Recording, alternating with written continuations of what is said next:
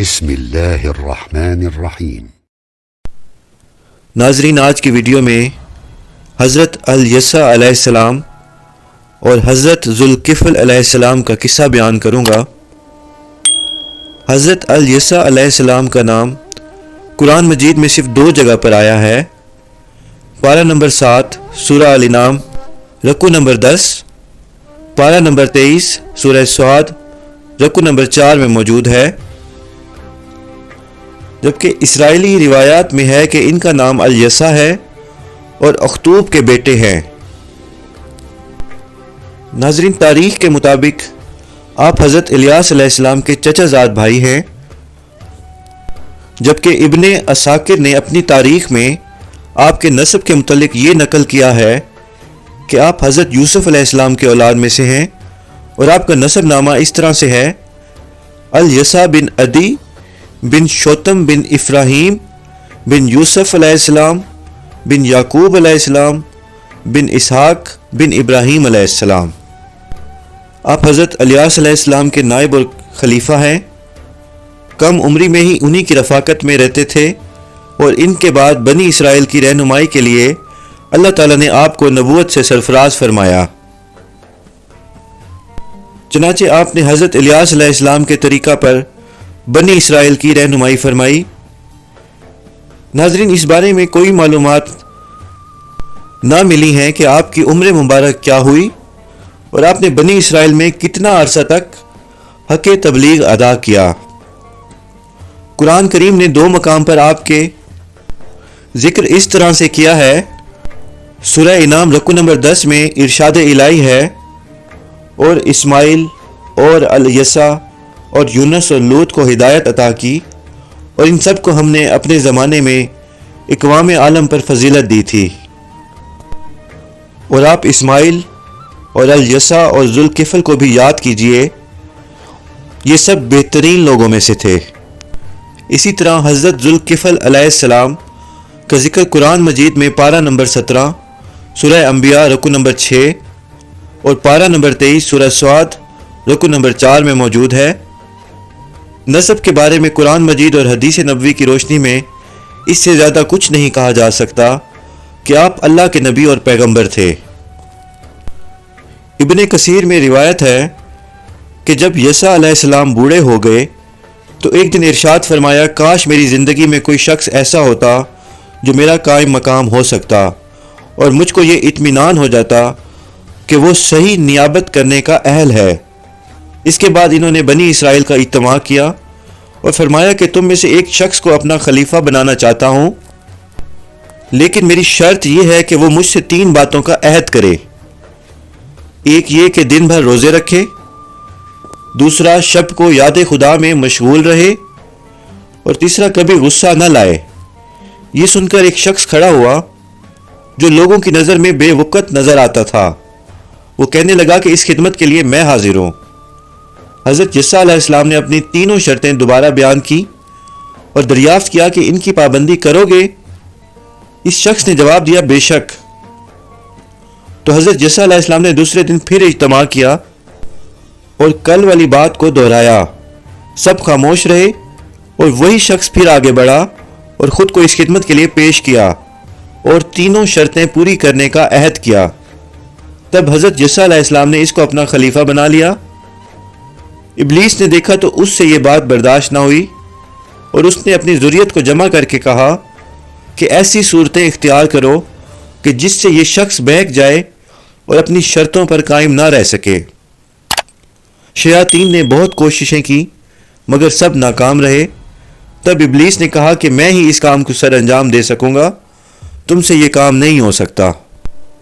حضرت یسع علیہ السلام کے خلیفہ یعنی حضرت ذوالکفل علیہ السلام کا یہ دستور تھا کہ وہ دن رات میں دوپہر کو تھوڑی دیر قیلولہ کیا کرتے اور کچھ سو کر تھکان رفع کر لیتے۔ چنانچہ ایک دن ابلیس ایک بوڑھے شخص کی شکل میں اسی وقت اس کے دروازے پر پہنچا جب وہ آرام کر رہے تھے، اور دروازے پر دستک دی۔ وہ شخص آرام چھوڑ کر آیا اور دریافت کیا کہ کون ہو؟ ابلیس نے جواب دیا کہ ایک مظلوم و ناتواں بوڑھا ہوں۔ اس نے دروازہ کھولا اور حال دریافت کیا۔ ابلیس نے کہا میرے اور میری قوم کے درمیان عداوت ہے، انہوں نے مجھ پر ظلم کر رکھا ہے، اور داستان ظلم کو اتنا طویل کر دیا کہ کیلولہ کا وقت ختم ہو گیا۔ بنی اسرائیل کے اس امیر نے فرمایا کہ اب تم جاؤ، شام کو جب مجلس منعقد ہوگی تب تم آنا، تمہاری داد رسی کر دوں گا۔ وہ چلا گیا۔ شام کو جب مجلس منعقد ہوئی تو خلیفہ نے دیکھا وہ شخص موجود نہیں، اور مجلس بھی برخاست ہو گئی، تب بھی وہ شخص نہ آیا۔ صبح کو جب مجلس منعقد ہوئی تو چاروں طرف اسے پھر تلاش کیا، لیکن اس کا کہیں نشان نہ ملا۔ مجلس ختم ہونے پر جب خلیفہ نے کیلولہ کے لیے تنہائی اختیار کی تو پھر کسی نے دروازہ پر دستک دی۔ دروازہ کھولا تو اسی بوڑھے کو موجود پایا۔ اس نے کل کی طرح پھر گفت و شنید کی۔ تب خلیفہ نے کہا میں نے تمہیں کہا تھا کہ مجلس میں آنا مگر تم نہ آئے۔ ابلیس نے کہا میری قوم بڑی خبیث ہے، جب آپ کو مجلس میں پاتی ہے تو آہستہ سے اقرار کر لیتی ہے کہ جھگڑا نہ کرو، ہم تمہارا حق ضرور دیں گے، لیکن آپ کے مجلس برخاست کر دینے کے بعد پھر منکر ہو جاتی ہے۔ خلیفہ نے کہا آج شام کو ضرور آنا، میں اپنی موجودگی میں حق رسی کروں گا۔ اس گفت و شنید میں بھی کیلولہ کا وقت جاتا رہا اور خلیفہ کو نیند کی تکلیف نے بہت ستایا، مگر شام کی مجلس حسب وعدہ منعقد کی اور چاروں طرف نگاہ دوڑائی، مگر آج بھی وہ بوڑھا نظر نہ آیا اور نہ ہی صبح کی مجلس میں وہ آیا۔ تب تیسرے دن جب نیند کے غلبہ نے عاجز کر دیا تو خلیفہ نے اہل خانہ کو حکم دیا آج دروازے پر خواہ کوئی شخص بھی آئے، کیلولہ کے وقت دروازہ ہرگز نہ کھولے۔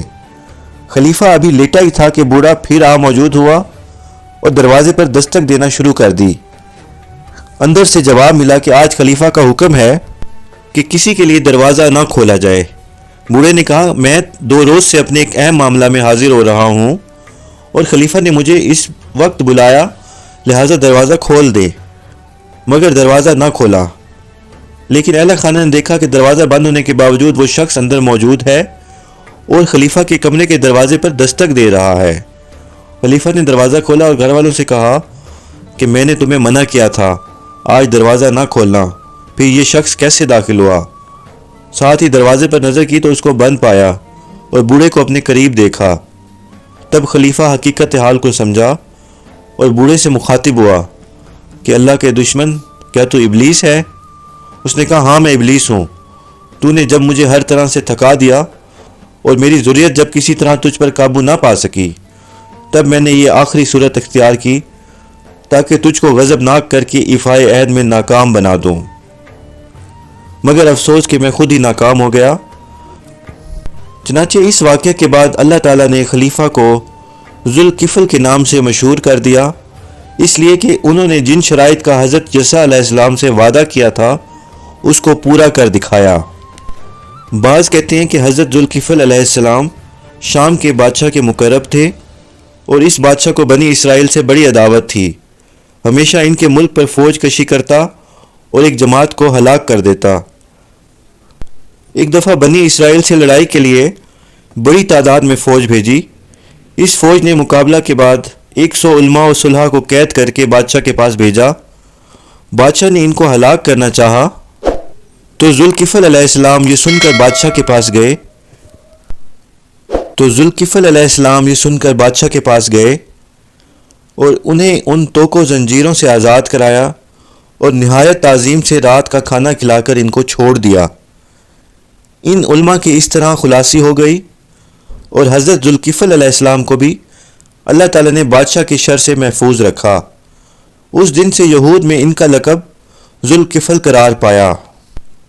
ربنا تقبل منا انکا انت السمیع العلیم۔